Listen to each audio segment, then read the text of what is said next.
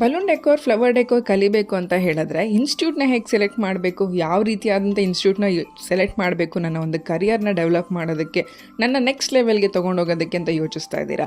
Hi, ಈ video save ಮಾಡ್ಕೊಳ್ಳಿ. ನನ್ನ ಹೆಸರು Pooja from celebrates weddings and event management company and event management institute. So ನೀವು ಯಾವುದೇ balloon decor, flower decor, event management ಕಲ್ತ್ಕೋಬೇಕು ಅಂತ ಇನ್ಸ್ಟಿಟ್ಯೂಟ್ನ ಸೆಲೆಕ್ಟ್ ಮಾಡೋಕ್ಕೆ ಮುಂಚೆ ಒಂದು ಟ್ರೈನರ್ಗೆ ಎಷ್ಟು ನಾಲೆಜ್ ಇದೆ, ಅವ್ರು ಇದಕ್ಕೆ ಮುಂಚೆ ಎಷ್ಟು ಸೆಟಪ್ ಮಾಡಿದ್ದಾರೆ, ಎಷ್ಟು ಕ್ಲೈಂಟ್ಸ್ ರಿವ್ಯೂಸ್ ಇದೆ, ಕ್ಲಾಸಲ್ಲಿ ಬರೀ ರಿಂಗ್ ಡೆಕೋರ್ ಒಂದೇ ಹೇಳ್ಕೊಡ್ತಾ ಇದ್ದಾರೆ, ಎಷ್ಟು ವೇರಿಯೇಷನ್ಸ್ ಆಫ್ ಸೆಟಪ್ಸ್ನ ಹೇಳ್ಕೊಡ್ತಾ ಇದ್ದಾರೆ, ಅವ್ರ ಕೆಪಾಸಿಟಿ ಏನಿದೆ, ಫ್ಲವರಲ್ಲಿ ಎಷ್ಟು ಸೆಟಪ್ಸ್ ಇದಕ್ಕೆ ಮುಂಚೆ ಅವ್ರು ಹೇಳ್ಕೊಟ್ಟಿದ್ದಾರೆ, ಎಷ್ಟು ಜನನ ಟ್ರೈನ್ ಮಾಡಿದ್ದಾರೆ, ಸರ್ಟಿಫಿಕೇಟ್ ವ್ಯಾಲ್ಯೂ ಏನಿದೆ ಅನ್ನೋದನ್ನೆಲ್ಲದನ್ನು ನೋಡಿ ಸೆಲೆಕ್ಟ್ ಮಾಡೋದು ಒಳ್ಳೆಯದು ಅನ್ನೋ ನನ್ನ ಸಜೆಷನ್ ಆಗಿರುತ್ತೆ.